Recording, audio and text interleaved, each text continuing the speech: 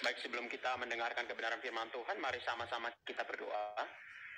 Bapa di dalam sorga, kami bersyukur buat sore hari ini. Kami percaya bahwa pimpinan Tuhan ada buat kami, secara khusus buat ibadah kami pada sore hari ini. Itu Tuhan, kami berdoa, kami minta Tuhan yang menolong kami dengan setiap pujian dan penyembahan kami, bahkan firman-Mu yang akan terus menuntun kami dan menolong kami. Bapa, kami serahkan pemberitaan firman-Mu pada sore hari ini ke dalam tangan kasih-Mu. Tuhan yang memimpin kami, Tuhan yang memberikan pengertian di dalam pikiran dan hati kami, sehingga benih firman-Mu dapat tinggal di dalam pikiran dan hati kami, dapat kami praktekkan dalam hidup kami. Terpuji nama-Mu, biarlah panggilan-Mu buat kami, tetap kami jaga dan tetap berkobar, karena Roh Kudus secara aktif membuat itu tetap menyala dalam hidup kami. Terima kasih Bapa di sorga, menyerahkan pemberitaan-Mu pada sore hari ini, Tuhan yang menolong kami. Dalam nama Tuhan kami Yesus Kristus kami berdoa. Amin. Salam, selamat sore Bapak Ibu Saudara sekalian. Terima kasih buat kesempatan yang saya peroleh untuk berbagi kebenaran firman Tuhan pada sore hari ini. Satu kesempatan yang menurut saya langka buat saya untuk bisa berbagi firman Tuhan buat Bapak Ibu Saudara sekalian. Ya, sebelum saya lebih jauh berbagi tentang kebenaran firman Tuhan yang saya renungkan, saya ingin memastikan dulu apakah suara saya terdengar jelas, karena di sini sedang hujan deras ya, sama dengan Pak Wahyudi. Mantap. Oke, puji Tuhan. Terima kasih Pak Julius. Baik, Bapak Ibu sedang dikasihi dalam Tuhan kita Yesus Kristus. Tema yang saya terima dari si kerohanian adalah menjaga panggilan tetap berkobar. Ya, menjaga panggilan tetap berkobar. Saya pikir ini tema yang cukup menarik karena secara khusus kami anak-anak muda ini cenderung punya konsep yang mungkin agak sedikit berbeda daripada generasi ya, maksudnya generasi yang lain ya. Kita harus sepakat dulu bahwa di dalam komunitas pesat ada beberapa generasi ya, dan tentu saja sangat mungkin untuk masing-masing generasi menghayati panggilan itu dengan cara yang berbeda-beda. Tetapi tentu saja kita harus sepakat juga bahwa tujuan penghayatan itu pun harus merujuk kepada apa yang Allah inginkan, apa yang Allah mau itu diwujud nyatakan buat bangsa kita. Ya, saya meyakini bahwa setiap keterlibatan kita dalam setiap profesi atau bidang pelayanan kita sedang ikut bagian di dalam melanjutkan misi Allah. Nah, Bapak Ibu sudah dikasih dalam Tuhan kita Yesus Kristus, izinkan saya share screen.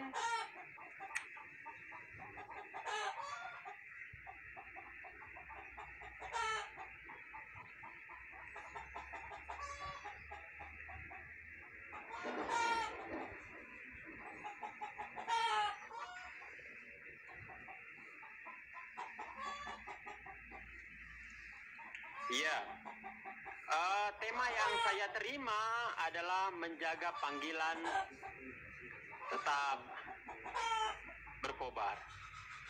Nah, Bapak Ibu sudah dikasih dalam Tuhan kita Yesus Kristus, saya pikir penting untuk kita sepakati kata panggilan di bagian awal sebelum kita berbicara jauh tentang apa yang ingin saya bagikan, sehingga pesan yang saya ingin sampaikan bisa sampai kepada Bapak Ibu Saudara, karena kita sepakat kata panggilan. Tentu terlalu luas jika masing-masing kita mendefinisikan kata panggilan, tetapi saya mencoba melihat daripada pengertian yang sederhana yang sudah dirumuskan oleh KBBI tentang kata panggilan itu sendiri.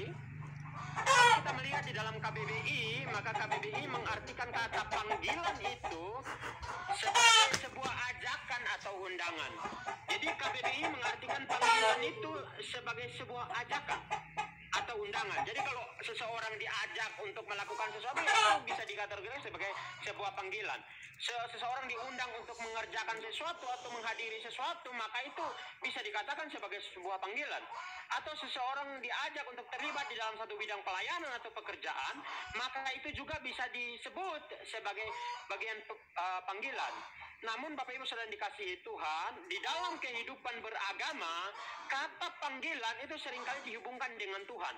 Ya, jadi Orang Kristen sendiri, ya orang Kristen sendiri meyakini bahwa Tuhan memanggil manusia untuk hidup sesuai dengan kehendaknya. Ya, jadi karena keyakinan bahwa panggilan ini berhubung dengan Tuhan, maka kehidupan manusia di bumi ini berjalan sesuai dengan panggilan Tuhan. Panggilan untuk apa? Agar manusia hidup sesuai dengan kehendaknya. Makanya tidak heran, kita di Pesat sendiri juga meyakini bahwa kalau kita melayani di komunitas Pesat, maka kita juga sedang menghidupi panggilan itu. Entah profesinya apa, entah bagiannya apa, nanti dulu gitu.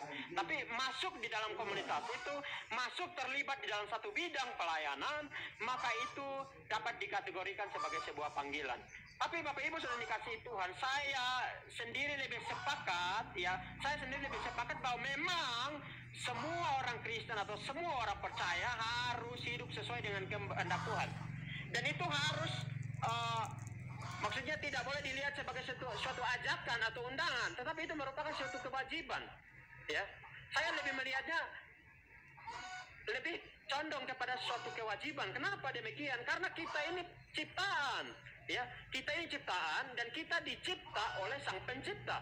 Otomatis Sang Pencipta mengharuskan kita melakukan yang demikian. Ada yang meralaskan, oh kalau begitu kan free will. No. Bagi saya tidak sepakat di situ. Free will kita pun dikontrol di dalam kedaulatannya Allah, di dalam kebijaksanaannya Allah.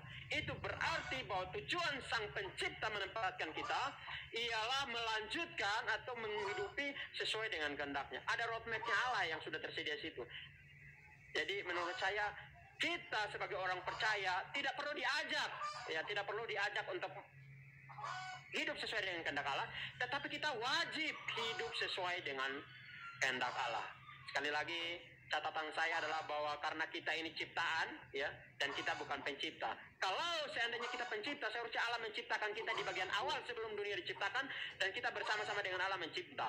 Ya, tetapi Allah menempatkan kita di bagian terakhir dan Dia mengangkat kita sebagai wakilnya untuk lalu kemudian melanjutkan atau memelihara atau hidup sesuai dengan kehendaknya. Next, Bapak Ibu saudara dikasihi dalam Tuhan kita Yesus Kristus, panggilan Allah kepada orang percaya. Tadi sempat sudah disinggung di dalam kesaksian dari Pak Wahyudi bahwa kehidupan orang percaya diwajibkan atau dipanggil keluar dari kegelapan dosa, masuk ke dalam terang yang ajaib di dalam Yesus Kristus. Ya, jadi panggilan yang pertama yang Allah berikan buat orang percaya adalah bahwa memanggil dia keluar atau mewajibkan dia keluar dari kegelapan dalam kurung dosa, masuk ke dalam terang yang ajaib melalui Yesus Kristus. Lah, kita kan manusia masih bisa berdosa. Iya, memang manusia masih bisa berdosa. Tetapi ciri khas anak-anak Allah, ciri khas orang-orang yang percaya kepada Allah, mereka pasti memiliki sifat-sifat Allah, yaitu membenci dosa. Artinya bahwa hidup di dalam satu kesenangan di dalam dosa itu pasti harus jauh. Ya toh? Kesenangan terhadap dosa pasti ditentang oleh orang-orang yang memiliki sifat-sifat ilahi. Karena sifat-sifat ilahi di dalam diri orang-orang percaya membuat dia membenci dosa. Itu yang pertama, Bapak sudah dikasih dalam Tuhan kita Yesus Kristus. Jadi kita dipanggil keluar dari kegelapan, masuk ke dalam terang yang ajaib. Secara umum, seluruh orang Kristen, seluruh orang percaya dipanggil keluar, dimasukkan ke dalam satu kumpulan, yaitu orang-orang yang hidup di dalam terang Kristus. Itu yang pertama. Yang kedua adalah orang percaya dipanggil atau diwajibkan untuk menjadi terang dan terang di tengah dunia. Ya, jadi orang percaya dipanggil dan diwajibkan Allah untuk menjadi garam dan terang di tengah dunia. Ini bukan berarti bahwa ketika kita sudah dipanggil, ketika kita sudah dibuat percaya oleh Tuhan, kita dipimpin oleh Roh Kudus dan menerima Tuhan Yesus secara pribadi, kita masuk di dalam gereja, kita setiap hari hanya urus berdoa, lalu kita menghindari kumpulan orang-orang yang kita anggap pendosa. Bapak Ibu saudara dikasihi dalam Tuhan kita Yesus Kristus, bagaimanakah terang itu dapat kelihatan jika kita berada di dalam kumpulan orang yang terang? Saya pikir hal ini hanya dapat terimplementasi atau terrealisasi ketika kita keluar dari zona nyaman kita dan kita berada bersama-sama dengan mereka. Tentu kualitas diri kita, apa yang kita pancarkan itu dampaknya seperti apa. Entah saudara mau menjadi garam atau saudara menjadi terang, terserah saudara. Yang penting adalah bahwa saudara harus keluar dari tempat itu, ya, masuk di dalam dunia, mencintai dunia, dan hidup bersama-sama dengan orang dunia, dan menjadi garam dan terang di sana. Yang kedua, Bapak Ibu Saudara yang dikasihi Tuhan. Yang ketiga adalah orang percaya dipanggil, diwajibkan untuk menjadi saksi dan memuridkan segala bangsa. Ya, melanjutkan misi Allah di dalam rencana penyelamatan. Bapak Ibu Saudara yang Tuhan kita Yesus Kristus, tentu panggilan ini sangat relevan dan perlu kita perhatikan mengapa Yesus harus pergi dan meninggalkan kita. Ya. Kalau dari Allah sendiri ingin mengerjakan, maka seharusnya Yesus tidak perlu ada, Yesus lanjutkan gereja tidak perlu ada. Ya toh? Makanya doa kita jangan lagi berdoa, Tuhan, Engkau sendiri yang kerjakan rencana penyelamatan. Lah, untuk apa kita dipilih di atas dunia? Bapak Ibu sudah dikasih dalam Tuhan. Ya toh? Itu berarti bahwa sisi-sisi ini perlu kita perhatikan dengan baik. Ada peran kita di sana, ada kepercayaan yang Allah tinggalkan di sana. Itu supaya kita melanjutkan misi Allah. Kita bekerja sama dengan Allah untuk melanjutkan misi penyelamatannya bagi dunia. Ya, tadi Pak Yudi sudah memberikan penawaran. Jadi bagi barang siapa yang ingin melanjutkan itu silakan hubungi beliau. Saya hanya menghubungkan. Ya. Baik, yang berikut adalah orang percaya dipanggil, diwajibkan, dan ditempatkan Allah sebagai wakilnya di atas bumi. Itu sudah dikasih dalam Tuhan kita Yesus Kristus. Poin 1, poin 2, dan poin 3 seringkali sudah disampaikan oleh hamba-hamba yang dulu rapi. Seringkali sudah disampaikan kita harus menginjil, kita harus menjadi garam dan terang, kita harus bersaksi, kita harus memuridkan, dan sebagainya. Sore hari ini saya ingin lebih fokus saja kepada poin yang keempat, yaitu bahwa orang percaya dipanggil atau diwajibkan dan ditempatkan Allah sebagai wakilnya di atas bumi. Firman Tuhan di dalam Kejadian pasal 1 ayat 26 di situ berkata bahwa berfirmanlah Allah, baiklah kita menjadikan manusia menurut gambar dan rupa kita, supaya mereka berkuasa atas ikan-ikan di laut dan burung-burung di udara dan atas ternak dan atas seluruh bumi dan atas segala binatang melata yang merayap di bumi. Dalam terjemahan di situ dikatakan kemudian Allah berkata, sekarang kita akan membuat manusia yang akan menjadi seperti kita dan menyerupai kita. Mereka akan berkuasa atas ikan-ikan, burung-burung, dan segala binatang lain, baik jinak maupun liar, baik besar maupun kecil. Bapak Ibu Saudara di dalam Tuhan, waktu Allah menciptakan segala sesuatu dan setelah itu manusia ditempatkan, ada satu pertanyaan yang Allah berikan di sana, yaitu bahwa manusia ditempatkan Allah untuk menjadi wakilnya di atas bumi. Ya, manusia ditempatkan Allah di atas bumi untuk memelihara ciptaannya, untuk mengawasi ciptaannya. Sehingga kata kuasa di situ diberikan bagi manusia, ya, untuk memelihara, bukan mempunyai. Ya, ini beda. Ya, jadi bukan mempunyai, tetapi memelihara dan mengusahakan, menjaga dan melestarikan. Iya dong, menjaga dan melestarikan.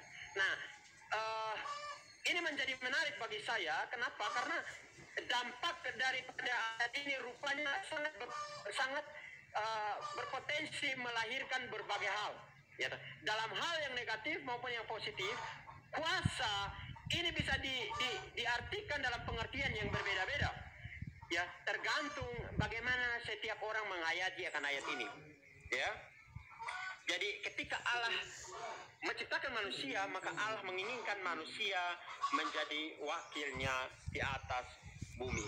Orang percaya diangkat dan ditempatkan Allah sebagai wakil Allah di bumi. Bukan menjadi Allah, bukan menjadi sama seperti Allah, bukan menggantikan posisi Allah, tapi hanya menjadi wakil.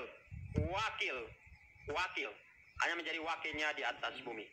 Nah, Bapak Ibu yang dikasihi dalam Tuhan kita Yesus Kristus, kalau kita melihat sejarah dan kita kembali flashback sedikit, maka kita akan menemukan bahwa kata kuasa di situ ini dapat melahirkan berbagai hal, ya. Dapat menciptakan manusia yang sangat beragam. Kalau kita perhatikan kehendak manusia untuk berkuasa, Nietzsche ini adalah seorang ateis yang cukup dikenal dalam pemikirannya. Di situ dia mengatakan bahwa Allah itu tidak ada gitu ya. Allah itu tidak ada. Bumi ini menjadi bermakna karena manusia yang memaknainya. Manusia dapat mencipta dunia dengan cara memaknai dan menafsirkan dunia itu. Jadi Nietzsche ini mengatakan bahwa di atas bumi itu tidak ada Allah. Ya toh? Dan yang membuat bumi dan ciptanya itu bermakna itu manusianya. Ya toh? Jadi tidak ada tujuan yang lain dan semua ditentukan oleh bagaimana cara manusia menafsirkan dan memaknai dunia. Jadi manusia pencipta dunia sebetulnya. Ya toh? Karena manusia yang bisa dapat memanusiawi, ya, manusia yang dapat bisa memanusiakan orang lain dengan cara dia memaknai dan menghayati dunia. Nah, ini secara tidak langsung ingin mengatakan bahwa segala cara itu bisa dipakai untuk memaknai dunia.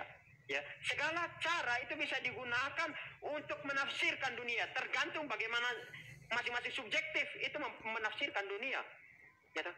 Jadi kata kuasa di situ, ya toh, itu mempengaruhi manusia untuk menciptakan segala sesuatu seturut dengan apa yang dia inginkan, apa yang dia pandang baik menurut dia. Ya toh? Jadi istilahnya bahwa begini, hal yang jahat pun itu kalau menurut orang itu baik, ya baik menurut dia gitu. Jadi prinsip moral ditiadakan gitu ya. Jadi dia ingin mengatakan bahwa kuasa karena manusia punya kuasa, maka dialah yang mencipta, dia yang bisa memaknai dunia. Ya toh? Nah, yang kedua adalah Schopenhauer mengatakan bahwa dunia adalah representasi dari kehendak dan ide manusia. Ya toh? Schopenhauer mengakui bahwa dunia ini adalah tempat di mana manusia merealisasikan ide atau kehendaknya. Ya toh? Kehendak manusia dan ide manusia dapat membuat dia menjadi bermakna. Tetapi ada dua hal yang membedakan antara Nietzsche dan Schopenhauer. Ya, meskipun Nietzsche ini melanjutkan pemikiran daripada Schopenhauer ya. Jadi melanjutkan saja, hanya dia melihat daripada sisi yang positif. Sehingga Reza Watimena dia mengatakan bahwa Nietzsche itu melihat dunia sebagai kehendak untuk berkuasa. Ya toh?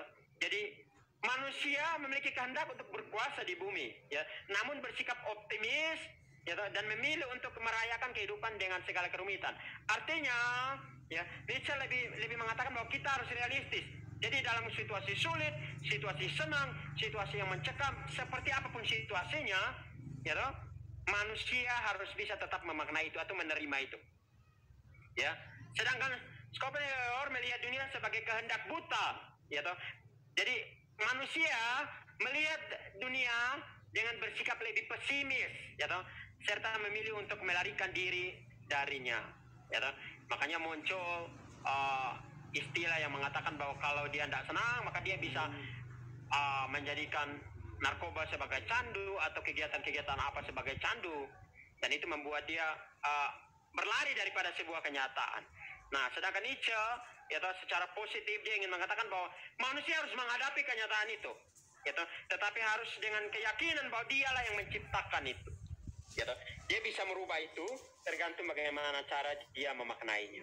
Nah, Bapak Ibu sudah dikasih dalam Tuhan kita Yesus Kristus, dua pemikiran ini, ya toh, di zaman yang sangat hedonisme sekarang ini, saya pikir bisa menjadi pertimbangan kita untuk melihat di posisi mana kita berada. Seringkali kita tidak menginginkan sesuatu, tapi kita menghasratinya. Ya, kita menginginkan, kita mengatakan bahwa saya tidak suka dengan hal itu, tapi kita menghasratinya. Seandainya, dan lain sebagainya. Nah, Bapak Ibu sudah dikasih dalam Tuhan kita Yesus Kristus. Kalau kita melihat fenomena yang terjadi di Indonesia, ya toh, maka kita akan menemukan berbagai hal. Yang sangat populer saat ini adalah para crazy rich yang ditangkap oleh polisi, ya, karena caranya yang salah, ya toh. Jadi bagaimana orang berlomba-lomba untuk menjadi kaya dengan cara yang tidak benar, ya. Banyak penjahat berbaju rohani, Bapak Ibu sudah dikasihi Tuhan, ya. Kita bisa temukan, silakan Anda searching dan Anda bisa temukan sendiri, banyak sekali penjahat berbaju rohani, ya. Tindakan korupsi, ya toh, menjadikan ketidaktahuan orang sebagai objek kapitalisme, ya. Tindakan-tindakan anarkis yang mengenai agama dan nama Tuhan. Bapak Ibu saudara dikasihi Tuhan, kalau fakta seperti ini yang terjadi,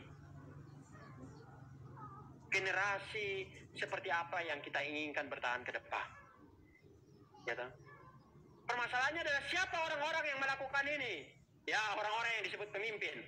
orang-orang yang ingin berkuasa. Jadi ini fakta-fakta yang kita temukan sampai saat ini, Bapak Ibu Saudara dikasihi Tuhan. Ya, terlalu banyak berita yang kita bisa jumpai dan mungkin kita baca, kita lihat di YouTube dan lain sebagainya. Dan cukup memprihatinkan. Generasi seperti apa yang bisa kita perhatikan? Peringatannya adalah bahwa generasi melihat fenomena ini. Generasi menerima dampak daripada tindakan-tindakan ini. Generasi berada dalam kepemimpinan orang-orang ini. Generasi melihat teladan yang sangat memprihatinkan. Otak generasi distimulasi oleh semua teladan yang dilihat, didengar, dan dirasakan secara langsung. Kembali, jika ini semua yang terjadi, pertanyaannya lagi adalah bahwa wakil Allah seperti apa yang diinginkan di bumi? Wakil Allah seperti apa yang diinginkan di bumi? Wakil seperti apa yang Allah ingin tempatkan di bumi, dan generasi bisa bebas dari semua itu. Bapak Ibu Saudara dikasihi dalam Tuhan kita Yesus Kristus, keinginan manusia untuk berkuasa telah melahirkan berbagai hal, telah membentuk manusia menjadi penikmat, dan ini sangat bahaya menurut saya, Bapak Ibu Saudara dikasihi Tuhan, karena anak-anak muda sangat terinspirasi dengan hal-hal yang demikian. Dan dari inspirasi itu maka kita akan melakukan segala sesuatu untuk sedikit mungkin bisa mengikuti jejak langkah itu. Dalam penemuan beberapa tahun yang lalu di situ dikatakan bahwa manusia ini cenderung memiliki yang namanya cermin saraf. Kalau hal itu menginspirasi, dia akan mudah mengikuti. Ya. Jadi ini sangat membentuk generasi untuk bisa sampai ke sana. Nah, peran kita di dalam menjadi wakil Allah, di dalam menciptakan wakil Allah dengan tantangan yang sedemikian rupa, wakil seperti apa yang ingin kita ciptakan, yang ingin kita bentuk di atas muka bumi ini. Saudara dan saya adalah bagian daripada orang-orang yang dipanggil daripada kegelapan, orang-orang yang menjadi terang, menjadi garam, orang-orang yang diwajibkan untuk memuridkan dan bersaksi, orang-orang yang wajib membentuk generasi selanjutnya untuk lalu kemudian menjadi wakil-wakil Allah yang lalu kemudian dapat membentuk generasi selanjutnya. Jika porsi yang mereka terima adalah porsi yang lebih besar daripada apa yang kita tawarkan, maka pertanyaannya kembali lagi adalah wakil Allah seperti apa yang akan ada di bumi. Bapak Ibu Saudara yang dikasihi dalam Tuhan kita Yesus Kristus, ini adalah hal-hal yang menurut saya sangat perlu untuk kita perhatikan. Jika kita berani mengambil peran di dalam membentuk kepemimpinan, maka kita pun perlu memperhatikan diri kita. Teladan seperti apa yang sudah kita berikan. Teladan seperti apa yang sudah dinikmati oleh generasi. Tindakan-tindakan seperti apa yang sudah dinikmati oleh generasi. Generasi sedang melihat apa dari teladan-teladan kita. Dan itu bisa membentuk mereka menjadi generasi-generasi unggul, yang memiliki sikap hidup berdasarkan nilai-nilai kebenaran firman Allah, yang pada akhirnya mereka juga menjadi wakil-wakil Allah untuk memberikan generasi selanjutnya.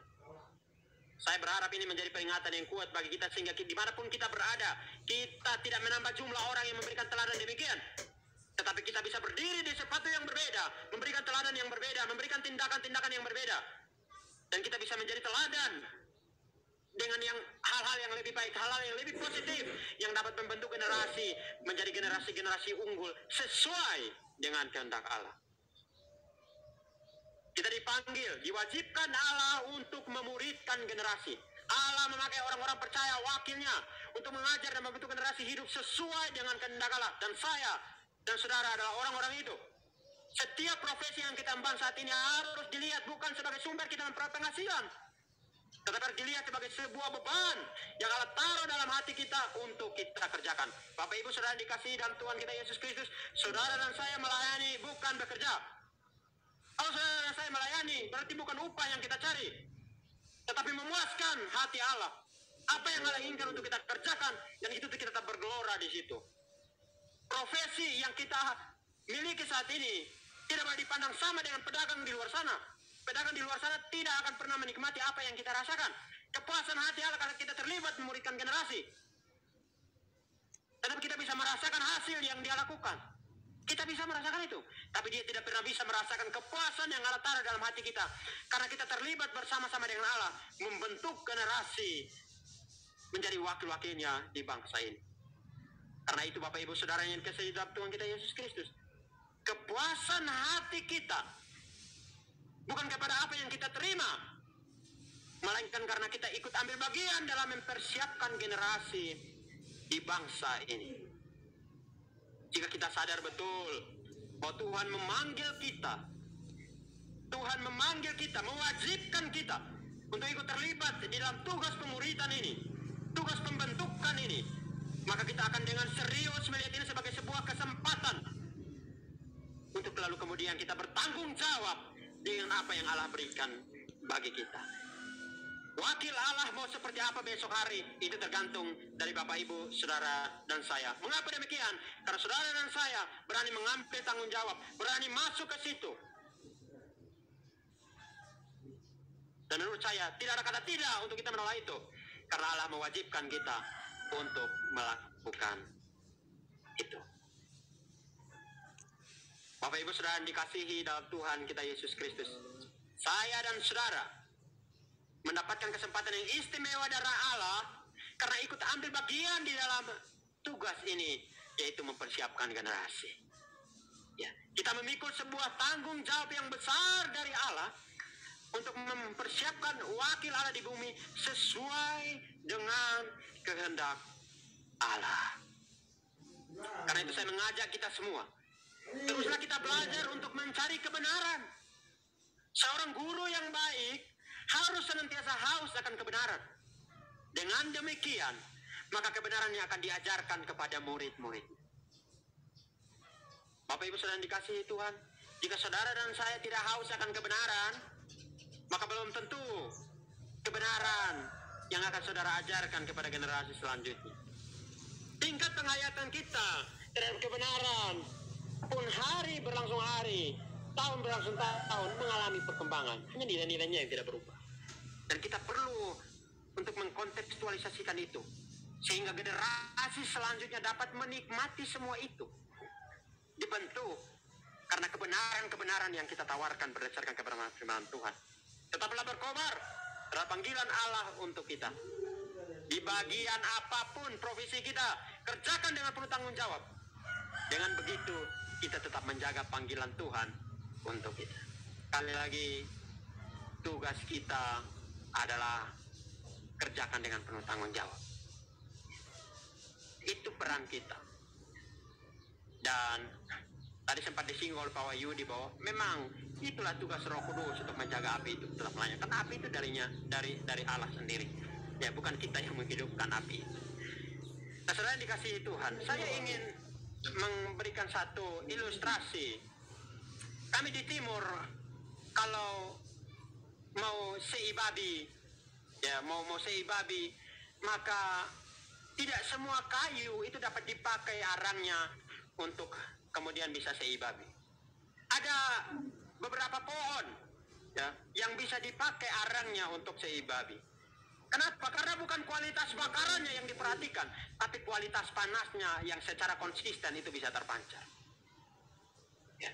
Nah, Bapak Ibu Saudara dikasihi dalam Tuhan kita Yesus Kristus, menurut saya, kata berkobar-kobar atau menyala-nyala, ini kalau hanya sebuah kobaran maka bisa redup dan mati.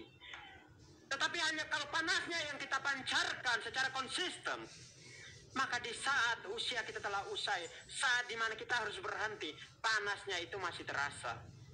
Dan itu bisa dinikmati oleh generasi. Karena generasinya sudah sempat matang dengan arang yang begitu konsisten dan terasa panas.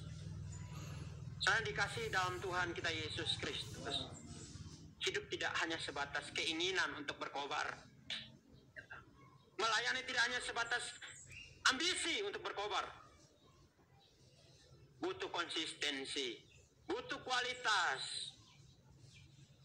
Dan kebenaran-kebenaran yang saudara konsumsi itulah kualitas yang dapat membentuk kita, membentuk roh kita makin menyala-nyala untuk Tuhan. Saudara tidak mungkin menyala-nyala rohnya, menyala-nyala dalam melayani Tuhan. Kalau kualitas roh kita tidak dibentuk dengan kualitas-kualitas kebenaran yang kita cari setiap hari, kiranya di pelayanan kita, di dalam setiap profesi, kesempatan kita untuk membentuk generasi, kita benar-benar bertanggung jawab dengan apa yang Allah anugerahkan bagi kita. Jadilah orang-orang yang terus berkobar di dalam melayani Tuhan, karena saudara tahu itu panggilan saudara, karena saudara rasakan bahwa Allah menitipkan beban itu dalam hati saudara, dan saudara tetap kerjakan itu dengan penuh tanggung jawab. Janganlah hendaknya karena jinanmu kendor, biarlah rohmu menyala-nyala, dan layanilah Tuhan. Tuhan Yesus memberkati. Mari kita sama-sama berdoa. Bapa di dalam sorga, kami bersyukur buat firman-Mu pada sore hari ini.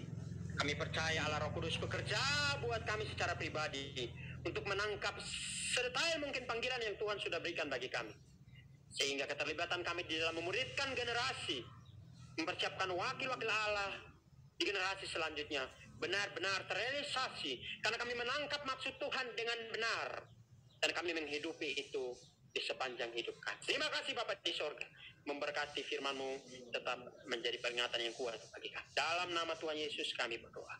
Amin. Saya kembalikan kepada pemimpin pujian.